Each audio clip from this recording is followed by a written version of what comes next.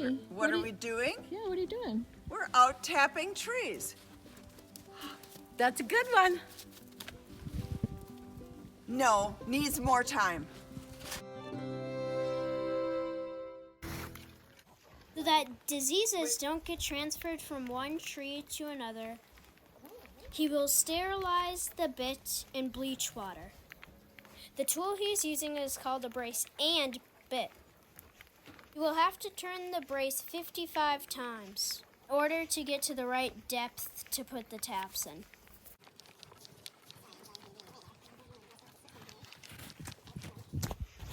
Okay, in the satchel. Hey, Dad! What's up, bud? Where are you? So you have to tap it at the right angle, huh? Yep. Am I gonna do this? Without ever seeing it done? Alright, maybe I saw it done once when I was a kid. And you kind of support this with your thumb. Okay. Because you're pounding high, you know? Uh-huh. So it's going to try to ride up. You kind of hold down on this. I'll demonstrate one. Okay. And All the way till it doesn't fall out? just, well, till it doesn't even wiggle. Okay, till it doesn't If you drive wiggle. it too far in, you split the tree, and the Oh, tree has a harder time healing. If you don't put it far enough in, it falls out. it's amazing how fast it comes right away. Yeah, it's a good moment to do this. Wow, exciting. And then the bucket hanger, Puts a bucket on it. puts the bucket on there. Perfect. And then the roof person puts a roof on it. Orange paint out. Orange paint out. Great. Can you hear the tipping? The tick. Yeah, I've done this before. We do it in E-STEM at school. E-STEM is like science. Until it doesn't move. Looks like it doesn't move.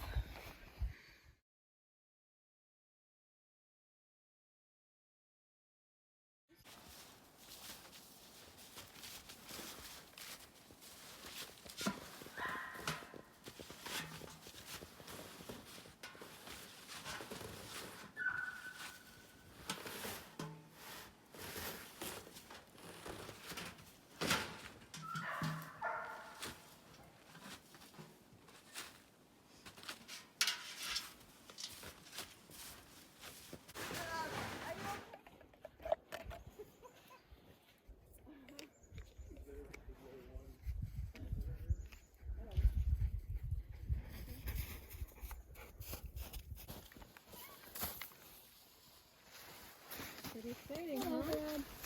All right, there you go, Croy. There's the next bucket ready for you. You have anything? I'll grab the sled. Well,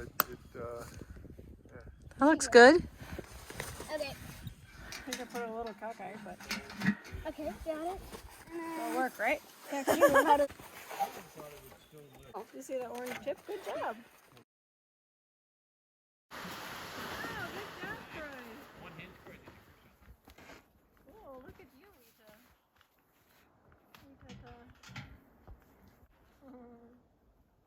Very cool.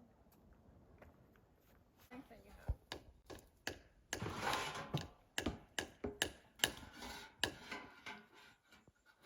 Good job.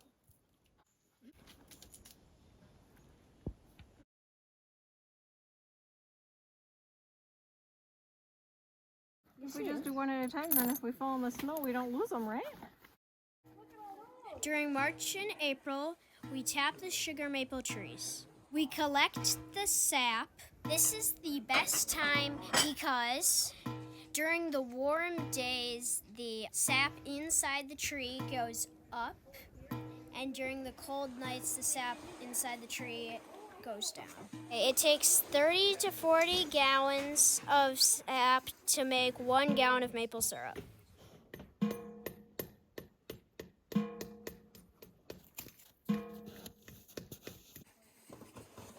What time is it, Eli? Tapping time! Woohoo! Eli's gonna take the empty sled and go fill it up. 15 more buckets and 15 more lids. So we started with needing to do 86. We did 15. We're on our second 15 back here. Brad just brought them to us. For those of you counting at home, that's 56 more to go. Good math, teacher.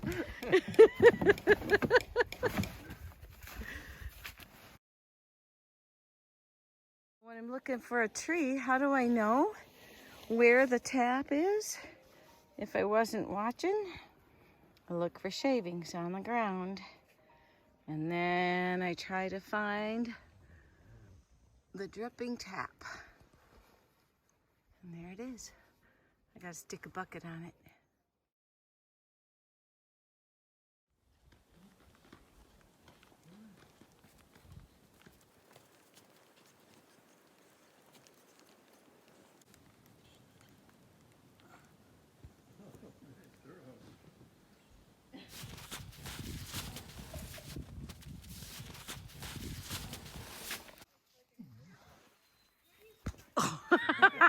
He got me.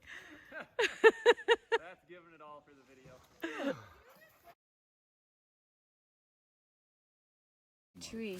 Oh, that's all I gotta do. It's Just make sure when I shop. it's already. Each day we gather the sap, we flip the lid so that we can easily see which buckets have been emptied.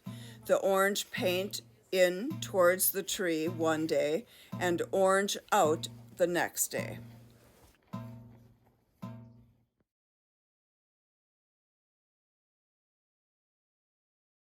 Trees, we get to go for a little sledding ride. You got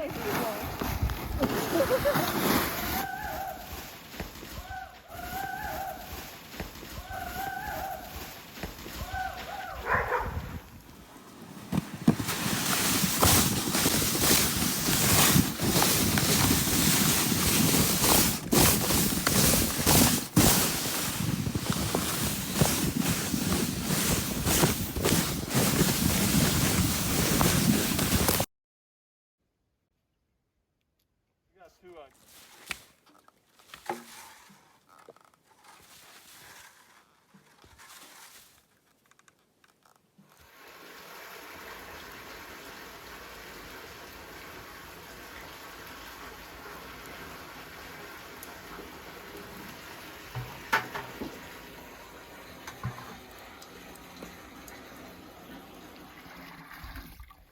All right, then we're going back up the hill to where we started. Yeah. Yeah. I'm thinking we might be clean up to here now.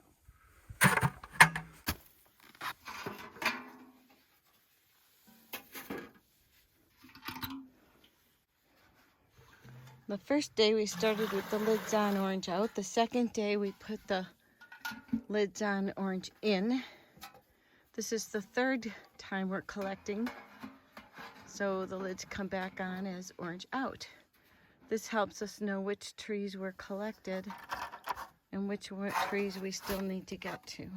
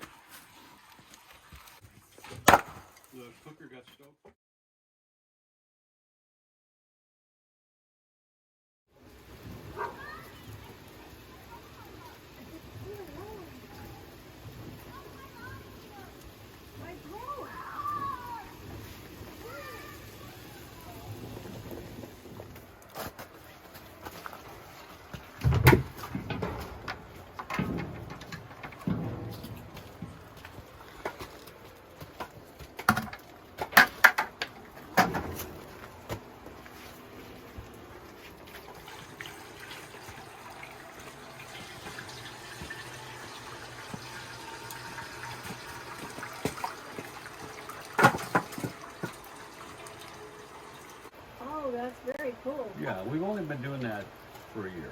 Oh, new plan. New game. Interesting. That's really cool.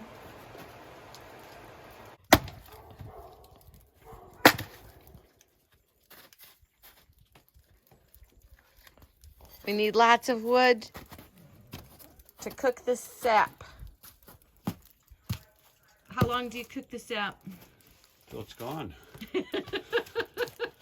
And then it goes into the house for temperature cooking? No, we come to temp right here. Oh. But it does thicken a bit as it goes to the house because it goes through the filter. And every time you touch sap, there's a loss. There's the stuff you spill, the stuff that's in the bucket that doesn't get in the thing. It's just constantly shrinking, and that shrinkage in the house, the stuff that stays in the filter, is big. It's a lot of syrup. Gets stuck in the filter. Where was I going with that? I don't know. Do you do anything? You end up with a thicker syrup just from the filtering moment. Okay. And then by the time you reheat it on the stove to canning, if we've made the right set here, it'll be at the perfect set in the house. We read it on a scale. Mm-hmm. We can show you the scale in the house. I remember the scale, and I remember we did it in the house. Yep. Okay. But there's rarely much cooking in the house. For okay. one thing, it's just dangerous and messy. Oh, okay. And typically, if you do a really good job here, take it off at what we've learned to be the right point. By the time it gets to the kitchen, heated up, it's ready to go into the jars. And then time for pancakes. Did you get a pancake this morning? No, I missed out. I think they're on the windowsill in the kitchen. Ooh, I'll have to go do that right now.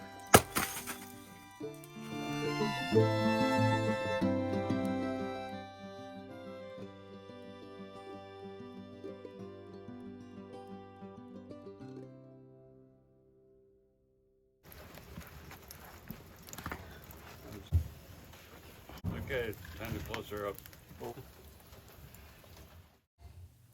We sat around in the evening and told stories and cooked the sap until we were too tired to stay up any longer.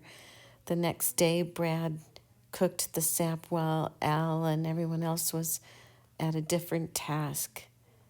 And the evening, we finally had syrup.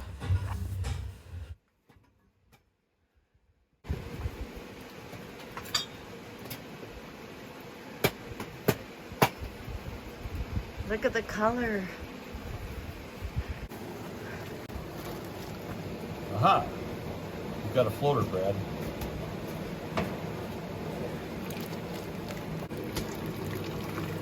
That's the hydrometer floating. Hydrometer's one.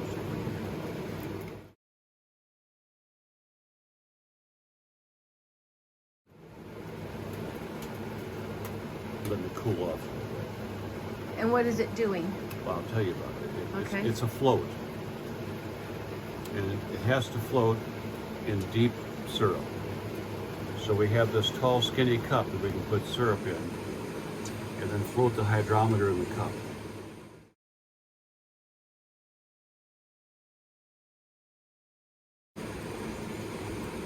And it's measured out in brie and balmy, which is two ways to measure sugar concentrations, I think. And there's a line here that says syrup 200 and some degrees. So when the syrup is at boiling temperature and it floats to here, it's syrup. We don't want to do that out here. We want to float it a couple of degrees, 2 degrees exactly, above this mark. So that by the time we take it out of the pan and take it into the house and pour it through the filter, and it sits around for a day or so, and we heat it back up to can it, it will be right at this line. We won't have to do much in the house. We'll still test it in the house, but hopefully we don't have to cook it down. You can add, if it's floating too high, I would add sap to it and boil that sap a little bit. Otherwise, you put it in the jar and it turns into a big crystal. Okay. So that's not designed. You don't want If to it's right at crystal. this line here, we get a little bit of crystal in the bottom of our jars. Some people don't like that, but I think it shows that your maple syrup is as thick as you can get it without getting it sour.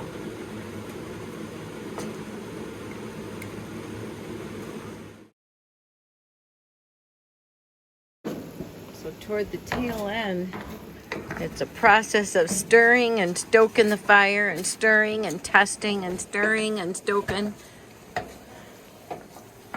Smell like syrup. Smells like syrup. Looking more like syrup.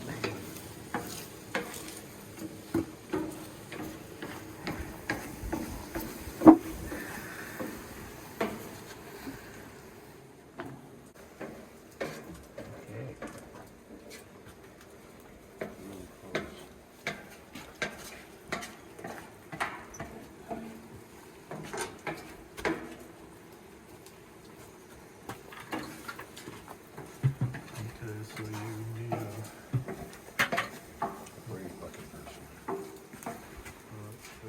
bucket. A brave bucket person. I think that's Brad. Okay, coming at you.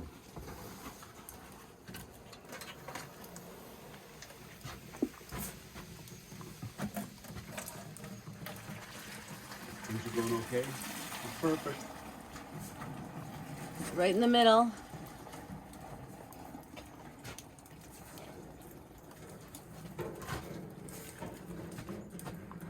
Keep coming in.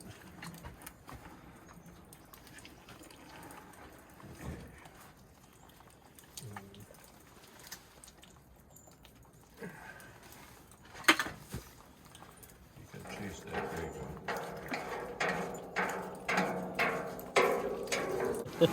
Okay, so this can be left right there. It's really fine. There you go. Let that cool. Okay. Let it cool. Mmm. what? Slow poke.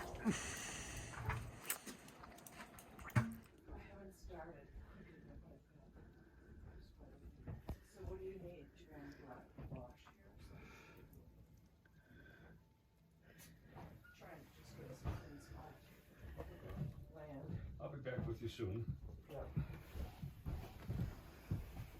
It's time to clean up.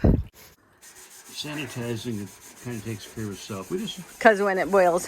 yeah, we want to get it clean. We don't want to have old residues into the mixer. But it's just a clean can, nothing special. No chemicals, no soap. Yay. Everybody cooked. Everybody cooked. And now it's syrup. Look at that. It's liquid gold. Slowing down, stopping. Oh, look at that.